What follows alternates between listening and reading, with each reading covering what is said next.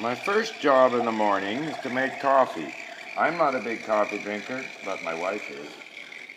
And then we sit there, and I'll show you that. We sit there and we look at our iPads. My wife looks at her tennis or her piano or golf. And I do a little bit of reviewing of flashcards or reading. So I'll show you that later on, but at least this is the start of my day. I've finished breakfast and cleared the table.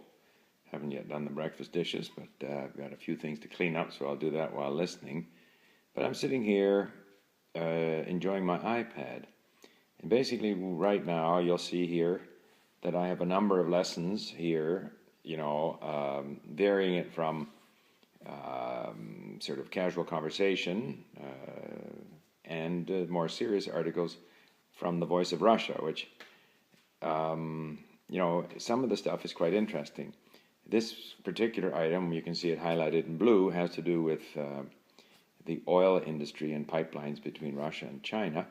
But before I go through the text again, and bear in mind I've already gone through the text once on my computer creating links, I like to go through the flashcards. And the way I do flashcards is I put everything up front. Like, I'm not going to scratch my brain here. I put the word, the translation, and the captured phrase all up front. And if I want, I can listen to it. And listening to it a few times helps kind of soak it in. Because to me, flashcarding is all about exposure. It's not about trying to spend all kinds of time racking my brain for stuff that I can't remember. And so then I just move it along, and we go to the next flashcard. And if I want, I listen to that. And so I go through that, and there's quite a bunch. Like, I've got 98 flashcards to go through, but I'll go through them quite quickly. And then when I've finished that, then I will go here and open up the lesson, and then I'll read through the lesson. And inevitably, there are words that, that I don't remember, so I'll have to tap on them to see what they are. If I, in fact, remember that one, I might move it up in status towards known.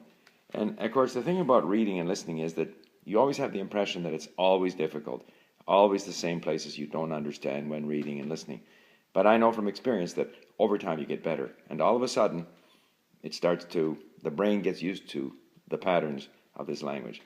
So just a brief thing on how I use the iPad. And I'll probably spend a good hour or two today with the iPad.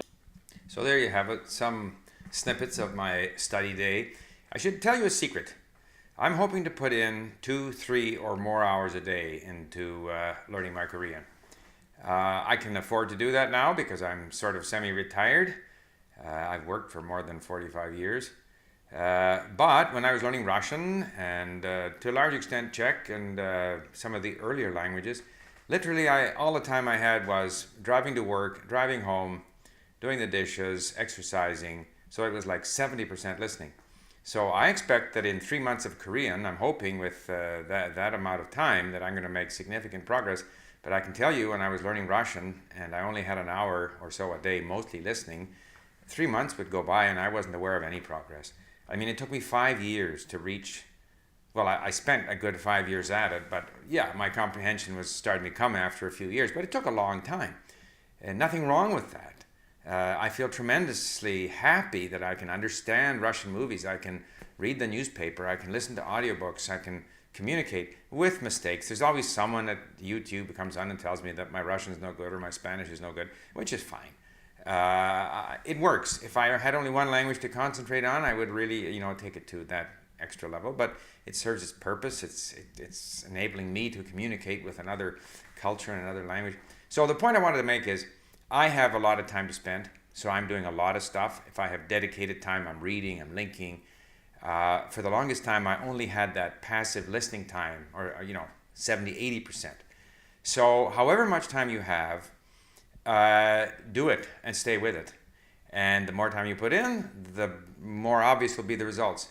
And if you haven't got that much time, it may seem that you're not getting anywhere, but you have to stay with it, because when you get to that level, when you get those eureka moments, it's tremendously satisfying. I think we have a tendency to expect too much short-term gain, and then we underestimate how much we really improve in the long term. So that's the end of my day 9.